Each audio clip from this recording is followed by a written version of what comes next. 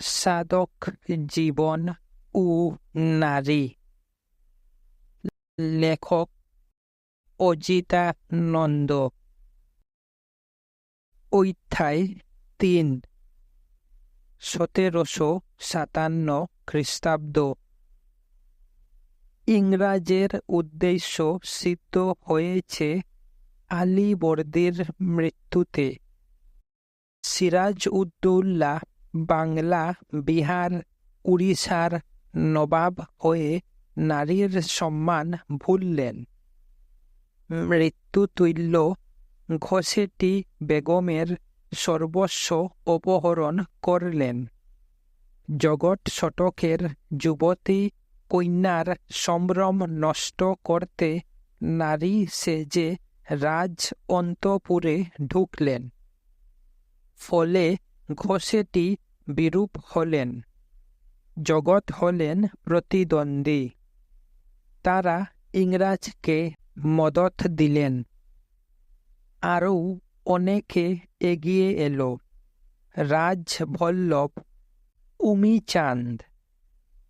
ইংরাজ সাহস পেয়ে পলাশিতে সিরাজকে আক্রমণ করলেন। প্রাণ হারালেন সিরাজউদ্দৌলা। ইংরাজের হাতে এলো রাজদণ্ড। কলিকাতায় বিজয় উৎসব শুরু হল। ব্যান্ড বাজল গড়ের মাঠে, আর গড়ের নাচ গড়ে সুরার শ্রুত বয়ে গেল। সারা রাত ধরে পান ভোজন ও নাচ গান চলল। ইংরাজের অনুগত বেনিয়নরাও মজা করল। লক্ষ্মীনারায়ণের মনিব সেরেস্টার কর্মচারীদের ৭ দিন ছুটি দিলেন। বাইজি নাচের ব্যবস্থা হল বাগান বাড়িতে। পরম বৈষ্ণব লক্ষ্মীনারায়ণ শ্বশুর বাড়ি চললেন। হালি শহর শান্ত। বিজয় উল্লাসের গোটা সেখানে নাই। শুধু কতিপয় ব্যবসায়ী কলিকাতা থেকে মত্ত অবস্থায় ফিরে হাল্লা করলেন, রুল ব্রিটানিয়া, রুল ব্রিটানিয়া।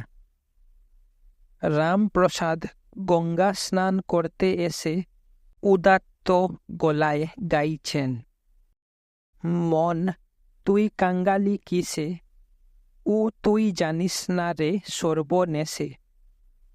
অনিত্যদনের আসে ভ্রমিতেছ দেশে দেশে, ও তোর ঘরে চিন্তামণি নিধি, দেখিস রে তুই রসে বসে।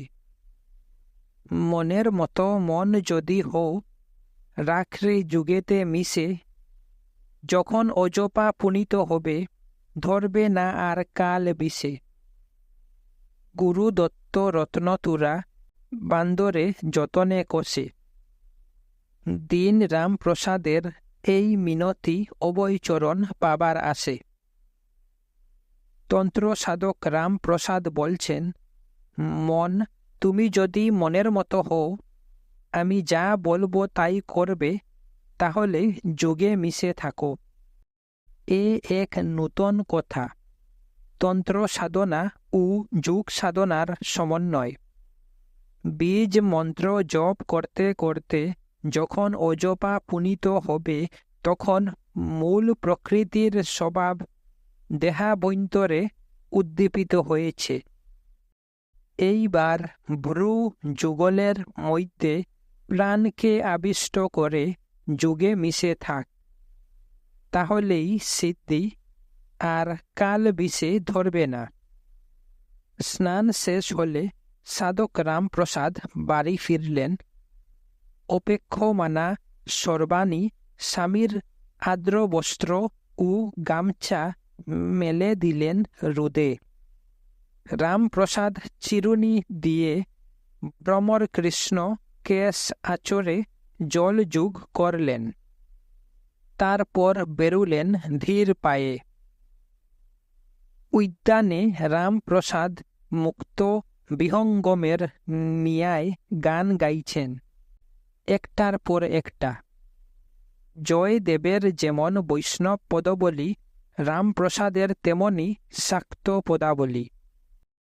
যখন সূর্য মধ্য গগনে কন্যা পরমেশ্বরী ডাকতে এলো, বালিকা অবিকল বাপের মতো দেখতে, কপাল, ভুরু, চোখ, নাক, ঠোঁট, চিবুক একই রকম। এমন মিল কমই দেখা যায়। রামপ্রসাদ কন্যা পরমেশ্বরীকে দেখছেন। তার মায়ের মতো দেখতে তিনি এবং তার মতো দেখতে এই মেয়ে, জননী আর তনয়া। সুদরে নিলেন, জননী জায়া তনয়া। আদিতে জননী মধ্যে, জায়া অন্তে তনয়। সিদ্ধেশ্বরী সর্বাণী পরমেশ্বরী আবার কন্যাকে দেখছেন। জননী থেকে তিনি, তার থেকে তনয়া। সিদ্ধেশ্বরীর প্রতিচ্ছবি তিনি, তার প্রতিচ্ছবি পরমেশ্বরী। আবার সুধরে নিলেন, জনক জননী থেকে তিনি রাম রাম ও সিদ্ধেশ্বরীর সন্তান। জনক জননী থেকে পরমেশ্বরী রামপ্রসাদ ও সর্বাণীর সন্তান। তার সঙ্গে তার বাবার, পরমেশ্বরীর সঙ্গে ওর মায়ের কিছু মিল আছেই। রামপ্রসাদের মনে আবার কথা ঘুরে, জননী জায়া তনয়া, মা বিরাজনের সর্বগটে। জননী ও তনয়াকে মা বলতে সবাই পারে, কিন্তু জায়াকে যে মা বলতে পারে সে সিদ্ধপুরুষ। গঙ্গার ঘাটে লোক ঘিস ঘিস করছে, বৈকালীন স্নানার্থী গান শুনছেন। রামপ্রসাদ বাবের গুড়ে বিবুর গাইছেন, কেন গঙ্গাবাসী হব, ঘরে বসে মায়ের গান গাহিব। আপন রাজ্য ছেড়ে কেন পরের রাজ্যে বাস করিব। কালীর চরণ তলে কত গত গয়া গঙ্গা দেখতে পাব।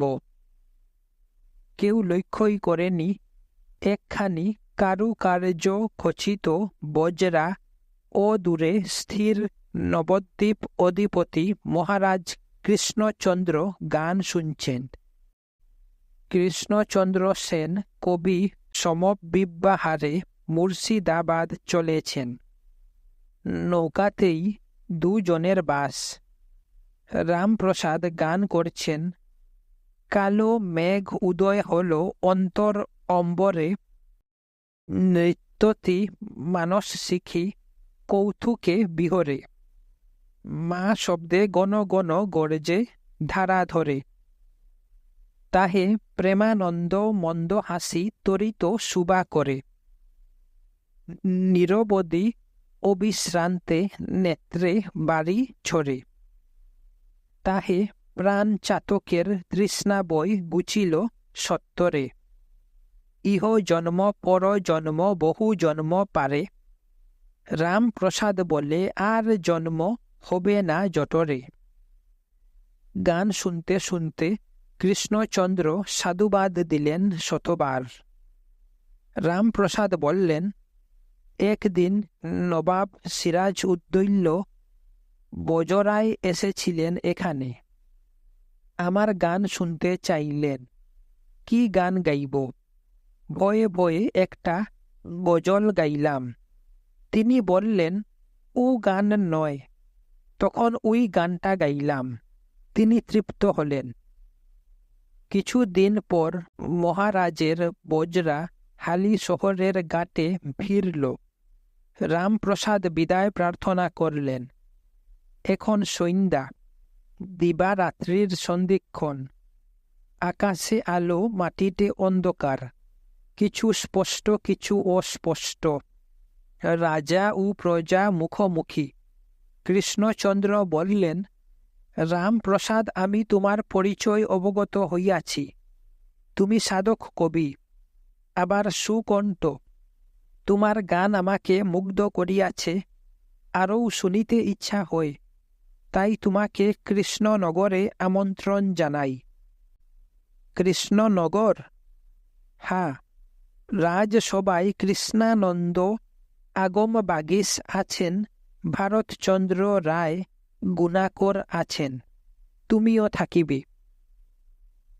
আগম বাগীশের নাম শুনে রামপ্রসাদের ইচ্ছা হল, কিন্তু আপন রাজ্য ছেড়ে কেন পরের রাজ্যে বাস করবেন?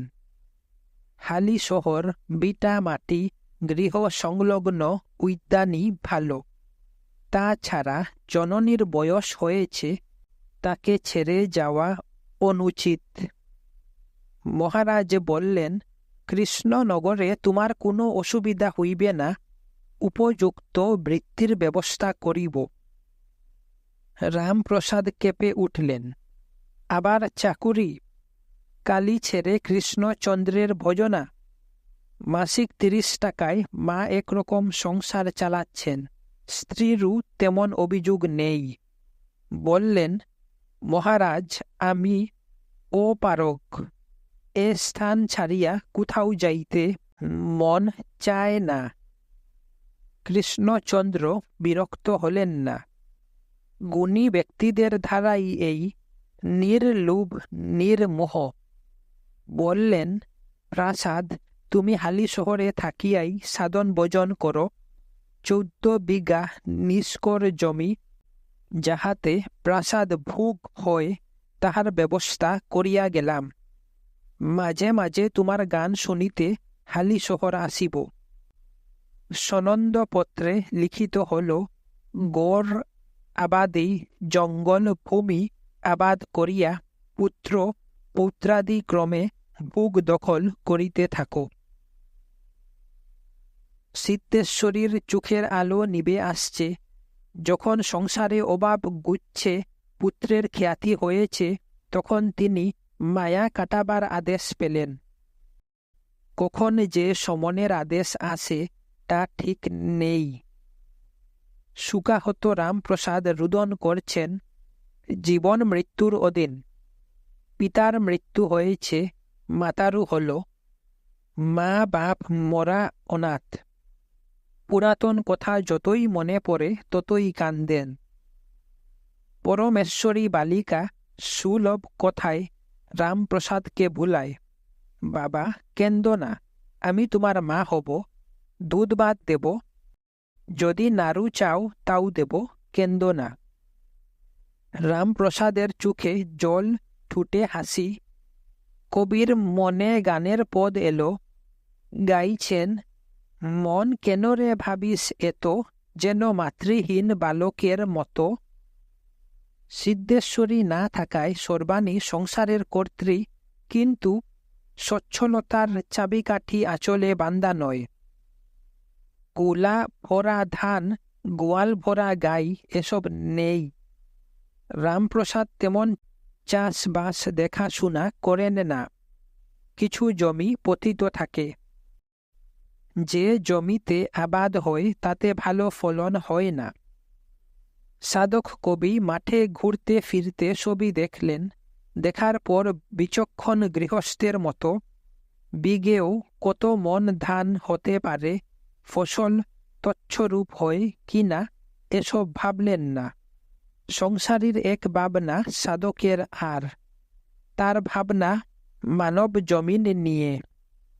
তিনি একটি গান গাইলেন, মন রে কৃষি কাজ জানো না, এমন মানব জমিন রইল পতিত, আবাদ করলে ফল তো সোনা। কালী নামে দাওরে বেড়া, ফসলে তচ্ছরূপ হবে না। সে যে মুক্ত কেশির শক্ত বেড়া, তার কাছেতে জম ঘেঁষে না। ঐদ্য অব্দ শতান্তে বা বাজাপ্ত হবে জানো না। আছে এক তারে মন এই বেলা, ছুটিয়ে ফসল কেটে নে না। গুরু দত্ত বীজ রোপণ করে, ভক্তি বাড়ি তাই সেচনা। উরে একা যদি না পারিস মন, রামপ্রসাদকে সঙ্গে নে না। রামপ্রসাদের সঙ্গী তার মন যেন বন্ধু। উৎসবে, বসনে, দুর্ভিক্ষে, শ্মশানে ও রাজদুয়ারে সদা তিষ্ঠতি। মন তাকে কৃষ্ণচন্দ্রের রাজ দরবারে নিয়ে গেল।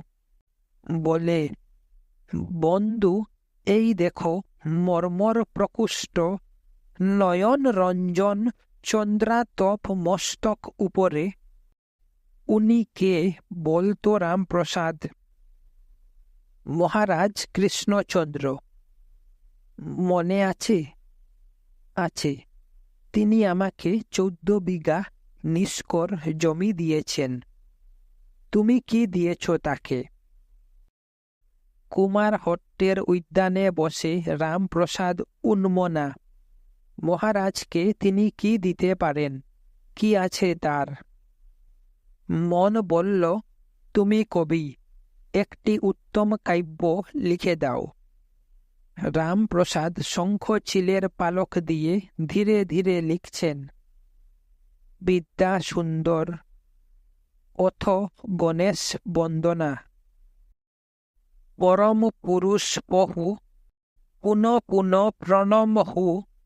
পর্বতেশ পুত্রী প্রিয় সুত, বিভু বেদ বিদাঙ্গবর। বিনায়ক বিঘ্নহর, বারণ বদন গুণ গুণসুত।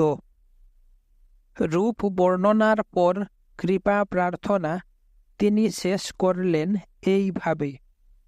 রাম রাম সেন নামে মহাকবি গুণধাম। সদা যারে সদয়া ও ভয়া। তৎশ্রুত রাম প্রসাদে, কহে কুকনদ পদে। কিঞ্চিত কটাক্ষে কর দয়া। গণেশ বন্দনা লেখার পর উঠলেন। গান লিখে যেমন আনন্দ পান তেমন আনন্দ পাচ্ছেন না, কারণ সদাই ভাবছেন মহারাজের ভালো লাগবে কি। সর্বাণী স্বামীকে চিন্তান্বিত দেখে বললেন, কি হয়েছে তোমার? মনের অসুখ।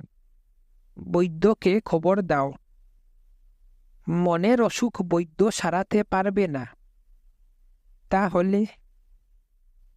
সর্বাণীর ব্যাকুলতা ভালো লাগলো কবির। তিনি প্রসন্ন চক্ষে পরিপূর্ণ যৌবনা স্ত্রীর দিকে তাকালেন। কুচ ভর নমিতাঙ্গী ভুবন মোহন ভঙ্গি। বললেন, ভয় নাই, মনের অসুখ আপনি সারে। বলে উদ্যানে গেলেন। সরস্বতী বন্দনা আরম্ভ করলেন। পংক্তির পর পংক্তি দীর্ঘ ত্রিপদী ছন্দে বিস্তারিত বন্দনা বিদ্যারূপা দেবীর। তুমি বিশ্ব অন্তর্যামী, স্তর কি বা জানি আমি। বেদাগমে অতুল্য মহিমা। গানের মত স্বতঃস্ফূর্ত না হলেও ছন্দুবদ্ধ ললিতবাণী। রামপ্রসাদ লক্ষ্মী বন্দনা আরম্ভ করলেন বালক বয়সে রচিত পদ দিয়ে। কমলে কমলা বন্ধু কুমল শরীর। প্রথম পংক্তি লিখতেই তার চোখে জল এসে গেল। শৈশব স্মৃতি হৃদয়ে মথিত করে। জননী সিদ্ধেশ্বরী যেভাবে পদ পূরণ করেছিলেন সেভাবেই লিখলেন। কমল চরণে শুবে মঞ্জুল মঞ্জির। দেবী রূপ বর্ণনা করা হলে সহসা নিজের দারিদ্র্য মনে পড়ল। লিখলেন, বিষম দারিদ্র্য দুষে গুণরাশি নাশে। থাকুক আদর কেহ কথা না জিজ্ঞাসে। কি আর কহিব বারা স্ত্রী পুত্র অবশ। বিরস বদনে কহে বচন কর্কশ। এ সর্ব তোমার মায়া জানি গো জননী। প্রসাদে প্রসন্ন হও জলদি নন্দিনী। কবি রামপ্রসাদের গানে এ দুঃখ কেন? সর্বাণী কি তাকে আদর যত্ন করেন না? রাম দুলাল কি তার অবশ? ওরা কি বিরস বদনে কর্কশ কথা বলে? রামপ্রসাদের কালী বন্দনা আর লেখা হয় না। সর্বাণী আবার সুতিকা গৃহে। তিনি একটি কন্যা প্রসব করেছেন। রামপ্রসাদের যৎ সামান্য গৃহকাজ বেড়েছে। ঘুরাঘুরি তার ভালো লাগে না। মনের দুঃখে একটি গান গাইলেন। গান বড় একটা তিনি লেখেন না, শ্রোতারা লেখেন। বলরাম কীর্তনিয়া রামপ্রসাদের গানের মনোযোগী শ্রোতা।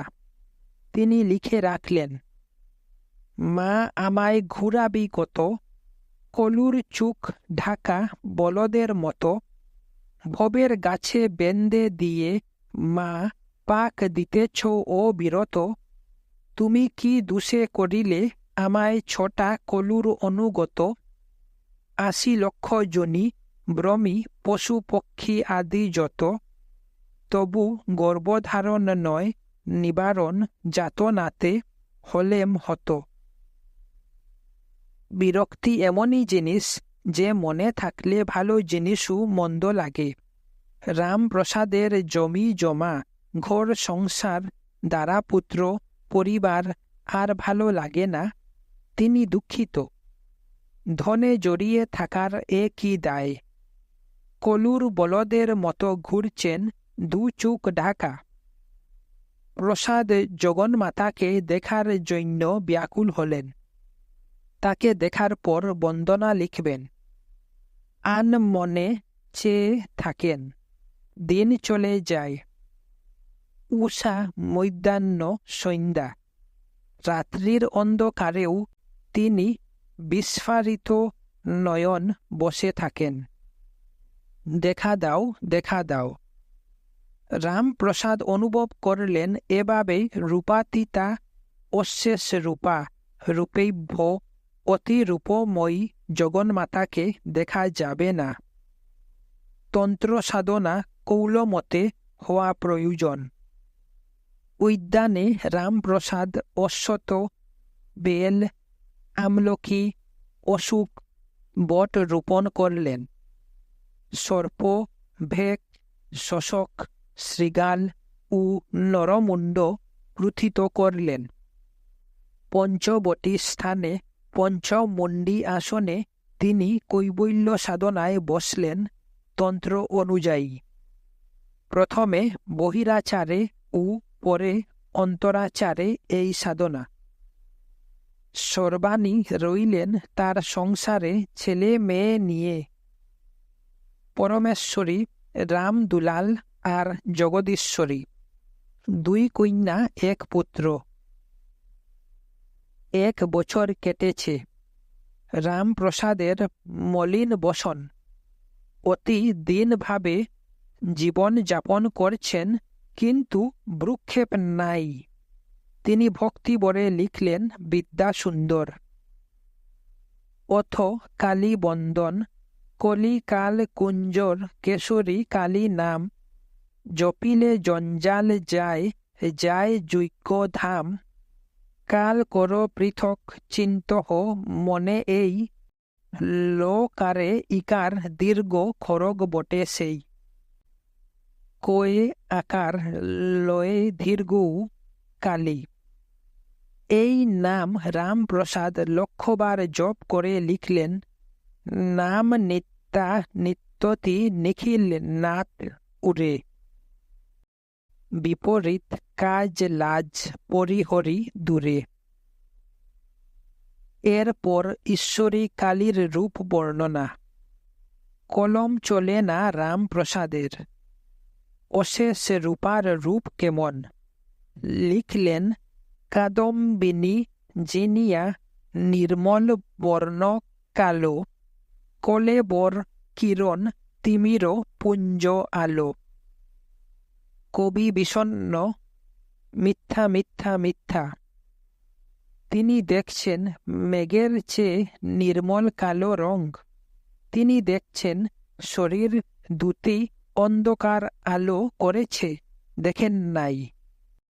সুতরাং কালী কামঙ্গল বিদ্যাসুন্দর সম্পূর্ণ লেখা হলেও রামপ্রসাদের অতৃপ্তি থেকে যায়। মন বলল, দুঃখ পাও কেন? তুমি কবি, কাব্য রচনাই তোমার কাজ। তিনি কাতরভাবে বললেন, আমি সাধক, মায়ের দর্শন চাই। রামপ্রসাদ তার কালিকা মঙ্গল বিদ্যাসুন্দর কৃষ্ণচন্দ্রকে উপহার দিলে। গুণগ্রাহী মহারাজ তাকে কবিরঞ্জন উপাধিতে ভূষিত করলেন। কথিত হল, যেখানে পরমার্থ প্রসঙ্গ সেখানে তার রচনা ভারতচন্দ্র অপেক্ষা উৎকৃষ্ট। এরপর তিনি কৃষ্ণ কীর্তন ও শিব কীর্তন রচনা করলেন। কালী কীর্তন রচিত হলে তার খ্যাতি বিস্তৃত হল। কবি পত্নী সর্বাণীর অন্তরে উল্লাস, কিন্তু কবির অন্তরে বিষাদ। কহিছে প্রসাদ দিন, বিষয় সুক্রিয়াহীন, নিজ গুণে তারয় ত্রিলোক তারিণী। রামপ্রসাদের মতে কাব্য রচনা কোনো সুক্রিয়া নয়, জগন্মাতাকে দর্শনই একমাত্র সুক্রিয়া। পূর্ণিমা, একাদশী, অষ্টমী, অমাবস্যা, পূর্ণ শশী কলায় কলায় হ্রাস পেয়ে শূন্য শশী, তখন রজনী অন্ধকার। রামপ্রসাদ অভুক্ত। তিনি বিশেষ তিথিগুলিতে উপবাসী ও নিদ্রাবিহীন থাকেন। সংযমী না হলে একাগ্রতা আসে না। পঞ্চমুণ্ডির আসনে উপবেশন করে সাধক একাগ্র হবার চেষ্টা করেন, হয় না। মৃত্যু ভয় বিচলিত করে। এ কি দায়? রামপ্রসাদ গান ধরলেন, কালী তারায় নাম জপ মুখে রে, যে নামে সমন্বয় যাবে দূরে রে, যে নামেতে শিব সন্ন্যাসী হইল শ্মশানবাসী। সহসা গান থেমে গেল। সাধকের কি খেয়াল! উদ্যান ত্যাগ করে শ্মশান চললেন। এদিকে সাধবী সর্বাণীরু জাগরণে যায় বিবাবরী। তিনি দুয়ারে দাঁড়িয়ে রয়েছেন, যদি স্বামীর কোনো কিছুর প্রয়োজন হয়। বহিরাচারে বহু উপচার, রামপ্রসাদ চলেছেন। ভয় শেষ না হলে তিনি শেষ। তিনি সর্বাণীকে আজ ডাকলেন না।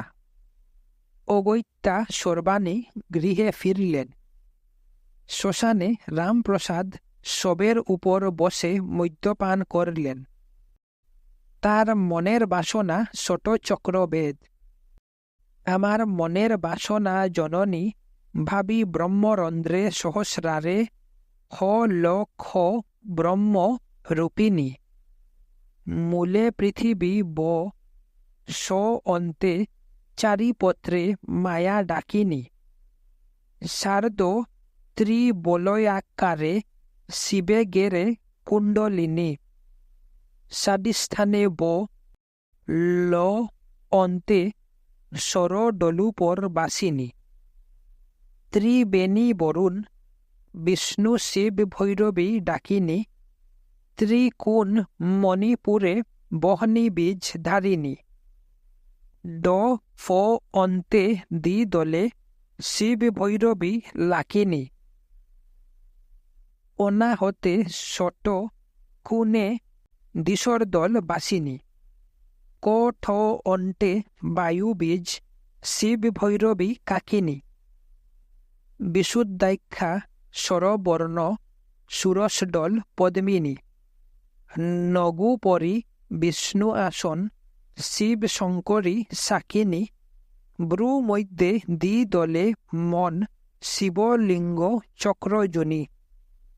চন্দ্রবীজে সুদাক্ষরে, হ খ বর্ণে হাকিনী। রামপ্রসাদের পরিবারে পুরুষানুক্রমিক তান্ত্রিক শিক্ষা দীক্ষা। তিনি বিবাহের দিনই কুলগুরুর কাছে তন্ত্র দীক্ষিত। পরে মহাতান্ত্রিক আগম বাগীশের কাছে তন্ত্র সাধনা শেখেন। বিগত 10 বছর উদ্যানে পঞ্চমাকার তান্ত্রিক সাধনা করছেন নিষ্ঠাভরে। সুতরাং ষটচক্র বেদ তার পক্ষে দুরূহ ব্যাপার নয়, এবং অতীন্দ্রিয় অরূপ দর্শন সম্ভব। হালি শহরে কথিত হল, রামপ্রসাদ ইষ্টদেবী দর্শন করেছেন। রামপ্রসাদ সংসারী আবার সন্ন্যাসী। অর্থ না হলে চলে না, আবার পরমার্থ চাই। দুদিক সামলানো দুষ্কর। ছাড়তে হলে তিনি অর্থই ছাড়েন। কাজ কি মা সামান্য ধনে, উকে কাঁদছে গো তোর ধন বিহনে। ভাগ চাষি রামপ্রসাদকে ন্যায় মতো ফসলের ভাগ দেয় না। মুদি হিসাবের হেরফের করে, প্রতিবেশী ধার সুদ করে না। আর তিনি দু হাতে অর্থ বিলিয়ে দেন। বলেন, জমি জমা প্রণামী থাকলেও অভাব। জগদীশ্বরী ক্ষুদায় কান্তে সহনশীলা সর্বাণীর ধৈর্যচ্যুতি ঘটল। তিনি স্বামীর কাছে অনুযোগ করলেন। তখন রামপ্রসাদের সংসার অসহ্য মনে হল। তিনি মনের ব্যথা ভুলতে গান ধরলেন। ভেবে দেখো মন, কেউ কারো নয়, মিছে ফেরো ভূমণ্ডলে। ভুলো না দক্ষিণে কালী, বদ্ধ হয়ে মায়া জালে। দিন দুই তিনের জন্য ভবে, কর্তা বলে সবাই বলে। আবার সে কর্তারে দিবে ফেলে, কালাকালের কর্তা এলে। যার জন্যে মর ভেবে, সে কি সঙ্গে যাবে চলে। সেই প্রেয়সী দিবে ছোড়া, ও মঙ্গল হবে বলে। রামপ্রসাদের যেমন স্বভাব, গাইবার পর ব্যথা বেদনা ভুলে যান। এদিকে পতিব্রতা সর্বাণীর মন কেমন করে। তিনি মায়াবী চোখে স্বামীর দিকে তাকালেন। তুমি কি আমার জন্যে ভেবে মরো? নিশ্চয়ই, তবে আমার তেমন বিষয় বুদ্ধি নাই। আমার সাংসারিক কাজকর্মও তেমন ভালো লাগে না। একটু আধটু কাজটু করতে পারো? তা পারি। রামপ্রসাদ স্নেহের চোখে তাকালেন। কি করতে হবে? কিছু শাক সবজি লাগিয়াছি, যদি বেড়া ঠিক করে দাও হবে। রামপ্রসাদ বাঁশ, দড়ি, কাটারি নিয়ে বেরুবেন। জগদীশ্বরী বলল, বাবা, আমি কচি ধরব, দড়ি ফেরাব। রামপ্রসাদ মেয়ের হাত ধরলেন। জগদীশ্বরী ওর মায়ের মতো উজ্জ্বল শ্যামবর্ণা ও আয়ত লোচনা। সর্বাণীর মন থেকে গান যায়নি। ভাবছেন, যার জন্যে ভেবে মরো, সে কি সঙ্গে যাবে চলে? সঙ্গে কেন, আগেও তো যেতে পারে। অভিমানের গলায় বললেন, শুনছ কি? আশীর্বাদ করো যেন আমি তোমার আগে মরি। কবি রামপ্রসাদের রস জ্ঞানের অভাব নেই। স্ত্রীর দিকে তাকিয়ে হেসে গাইলেন, যার জন্যে ভেবে মরো, সে কি সঙ্গে যাবে চলে। সেই প্রেয়সী দিবে ছোড়া, ও মঙ্গল হবে বলে। সর্বাণী কেন্দে ফেললেন, কখনো না, কখনো না। বাড়ির ধারে কাঠা খানেক জমি জুড়ে সবজি ক্ষেত। একদিকের বেড়া ভেঙ্গে পড়েছে।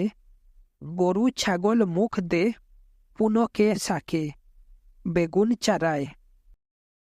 রামপ্রসাদ নারকেল দড়ি দিয়ে কচির জুর বাঁধছেন, আর বেড়ার বাইরের দিকে বসে দড়ি ফেরাচ্ছে জগদীশ্বরী।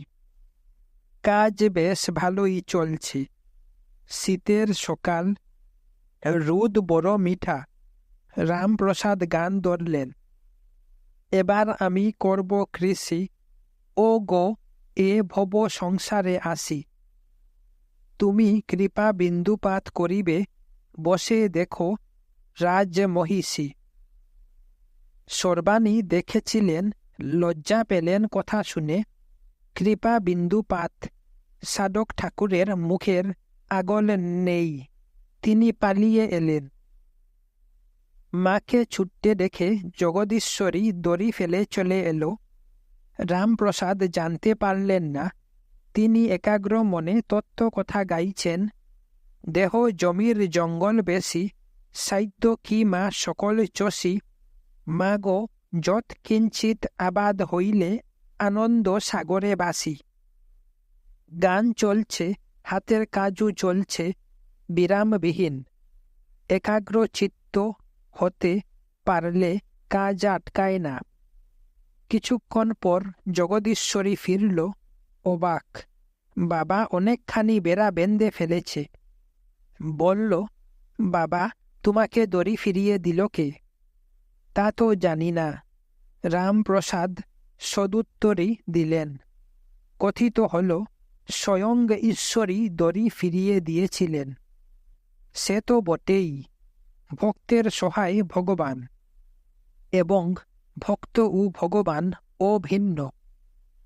কালী ভক্ত রামপ্রসাদ গেয়ে চলেছেন, হৃদয় মধ্যতে আসে পাপরূপী তৃণরাশি। কত দুঃখ কাটা পায়ে ফুটে, মুক্ত করো মা মুক্ত কেশি। জগদীশ্বরী আবার বাড়ি ছুটল। মা, মা, অবাক কাণ্ড। বালিকা কাণ্ড ব্যক্ত করলে সর্বাণী ললাটে যুক্তকর স্পর্শ করলেন। তার বিশ্বাস স্বামী সিদ্ধ পুরুষ, অলৌকিক ক্ষমতার অধিকারী। হায়, সকলে তেমন বিশ্বাস করে না। হালি শহরের আজু গুসাই এমন একজন। তিনি রসিক পুরুষ, কিন্তু রস গেজে যায় যদি ময়লা পড়ে। তাই হয়েছে তার বেলায়। আজু গুসাইয়ের রস রচনায় গাজলা, কারণ ঈর্ষার ময়লা পড়েছে। মহারাজ কৃষ্ণচন্দ্র দীর্ঘকাল রামপ্রসাদকে ভক্তি শ্রদ্ধা করছেন। তান্ত্রিক সাধকের এ সৌভাগ্য বৈষ্ণব আজু গুসাইয়ের সহ্য হয় না। রামপ্রসাদের গান শুনতে মহারাজ হালি শহরে এসেছেন, সঙ্গে গুসাই। তিনি কাচারি বাড়িতে বসেছেন। সবাই রামপ্রসাদ বাহ্য জ্ঞানহীন হয়ে গান করছেন। ডুব দে রে মন কালী বলে, হৃদি রত্নাকরের অগাধ জলে। রত্নাকর নয় শূন্য কখন, দু চার ডুবে ধন না পেলে। তুমি দম সামর্থ্যে এক ডুবে যাও, কুলকুণ্ডলিনীর কুলে। জ্ঞান সমুদ্রের মাঝে রে মন, শক্তিরূপা মুক্তা ফলে। তুমি ভক্তি করো, কুড়ায় পাবে, শিব যুক্তি রতন মিলে। কামাদি ছয় কুম্ভীর আছে, আহার লুবে সদাই চলে। তুমি বিবেক হলদি গায়ে মেখে যাও, ছুবে না তার গন্ধ পেলে। রতন মাণিক্য কত পরে আছে সেই জলে। রামপ্রসাদ বলে, ঝাঁপ দিলে মন মিলবে রতন ফলে ফলে। অস্তাচলগামী দিনমণির কিরণে দেবদর্শন রামপ্রসাদের শরীর উদ্ভাসিত, চোখ মুখ ধ্যান গম্ভীর। মহারাজ আবেগ ভরে বললেন, সাধু সাধু। কে যেন কাশল। মহারাজ দেখলেন আজু গুসাই। গুসাই বললেন, এবার আমি একটা গাই। মহারাজ মাথা হেলিয়ে দিলে আজু গুসাই বিদ্রুপের গান ধরলেন। ডুবিস নে মন ঘড়ি ঘড়ি, দম আটকে যাবে তাড়াতাড়ি। একে তোমার কফের নারী, ডুব দিও না বাড়াবাড়ি। তোমার হলে পরে জ্বর জারি মন, যেতে হবে জমের বাড়ি। অতি লুবে তাতি নষ্ট, মিছে কষ্ট কেন করি। ও তুই ডুবিস নে মন, ধর্গে ভেসে শ্যাম কি শ্যামার চরন্তরী। মহারাজ কবির লড়াই শুনতে আসেননি, ভালো লাগলো না। বললেন, গুসাই তুমি পাগল, পাগলামি ছাড়ো। বলে রামপ্রসাদের দিকে তাকালেন। রামপ্রসাদ গুসাইয়ের উপর বিরক্ত। তিনি বুঝতে পারেন না গুসাই কেন তাকে ব্যঙ্গ করেন, কেন এই বিরূপতা। তিনি শাক্ত হলেও বৈষ্ণব অনুরাগী আর রাজ অনুগ্রহের জন্য মোটেই সচেষ্ট নন। তবু তার উপর গুসাইয়ের বিদ্বেষ।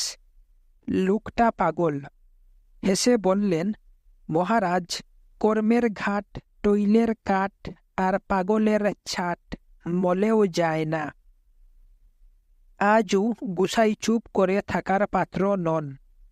ঝটিটি জবাব করলেন, কর্মের ডুর, স্বভাব চুর, মদের ঘুর মলেও গুছে না।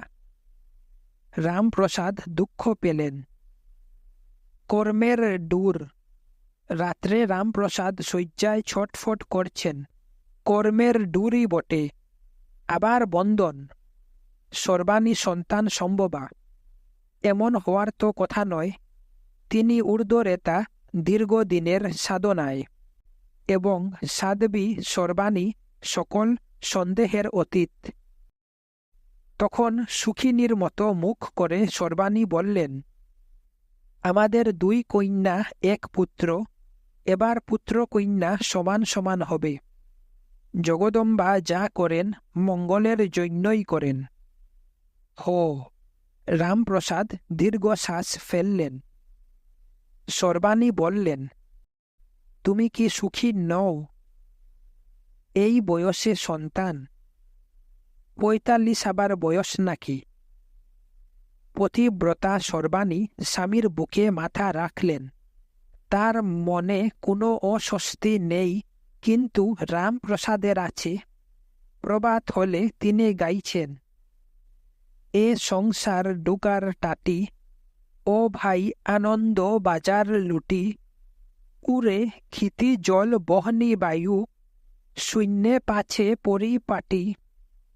প্রথমে প্রকৃতি স্থূলা, অহংকারে লক্ষ্য কোটি, যেমন সরার জলে সূর্য ছায়া, অভাবেতে স্বভাব যেটি। গর্বে যখন যুগী তখন ভূমে পড়ে খেলাম মাটি, উড়ে ধাত্রীতে কেটেছে নারী, মায়ার বেরি কিসে কাটি।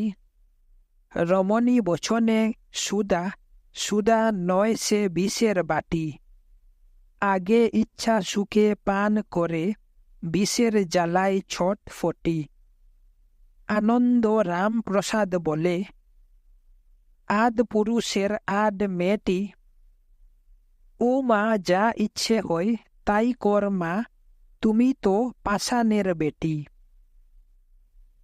হালফিল আজু গুসাই প্রভাতকালে উদ্যানের আনাচে কানাচে ঘোরাফেরা করেন।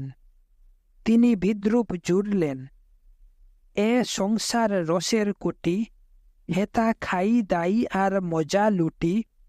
উড়ে যার যেমন মন তার তেমন ধন, মন করবে পরিপাটি। উহে শ্যান নাহি জ্ঞান, বুঝো তুমি মোটামুটি। উড়ে ভাই বন্ধু দ্বারা সুতে, পিড়ি পেতে দে দুধের বাটি। রমণীরে বিষ ভেবেছ, তাতেও তো না দেখি ত্রুটি। তুমি ইচ্ছা সুখে খেলে পাশা, কাচিয়েছ পাকা ঘুটি। রামপ্রসাদ চিৎকার করে বললেন, চুপ কর গুসাই, আমাকে শান্তিতে থাকতে দাও। তবু গুসাই যায় না। তখন পরমেশ্বরী ও জগদীশ্বরী বাপের হয়ে ঝগড়া করে। পরমেশ্বরী বলল, বিশ্ব নিন্দুক তুমি, বেরো বাগান থেকে, না হলে চেঁচিয়ে লোক জড়ো করব। গুসাই বিদেয় হলেন। তবু শান্তি নেই। রামপ্রসাদের গুসাইয়ের বচন মনে পড়ে, কর্মের ডুর, স্বভাব চুর, মদের গুড়। তিনি চিন্তা করেন, গুসাই স্বভাব চুর বলেছিলেন কেন? চুরি করা তার স্বভাব। সাধকের মুখে বিষাদ ছড়িয়ে যায়। তিনি ভারতচন্দ্রের বিদ্যা সুন্দর কাহিনী অবলম্বন করে কালিকা মঙ্গল বিদ্যা সুন্দর লিখেছিলেন, তাই কি? তিনি দৃপ্ত ভঙ্গিতে তাকালেন, না, তার পরিচয় কালিকা মঙ্গলে নয়। শ্যামা সঙ্গীতে। যারা তার পেয়াদা লাখ পেয়াদা রইল খাড়া, তারা আমার সাক্ষ্য দেবে। সন্ধ্যায় রামপ্রসাদ পঞ্চমুণ্ডির আসনে বসলেন। যথারীতি সর্বাণী পানপত্র ও সুরা রাখলেন সামনে। শত অভাবেও পতিব্রতা নারী স্বামীর তুষ্টি বিধান করছেন। রামপ্রসাদ পান পাত্র হাতে গান ধরলেন। সুরা পান করি না আমি, সুদা খাই জয় কালী বলে। মন মাতালে মাতাল করে, মদ মাতালে মাতাল বলে। গুরু দত্ত গুড় লয়ে, প্রবৃত্তি মশলা দিয়ে মা। আমার জ্ঞান সুরিতে চুয়াই ফাটি, পান করে মোর মন মাতালে। মূল মন্ত্র যন্ত্র ভরা, সুদন করি বলে তারা মা। রামপ্রসাদ বলে এমন সুরা খেলে চতুর্বর্গ মেলে।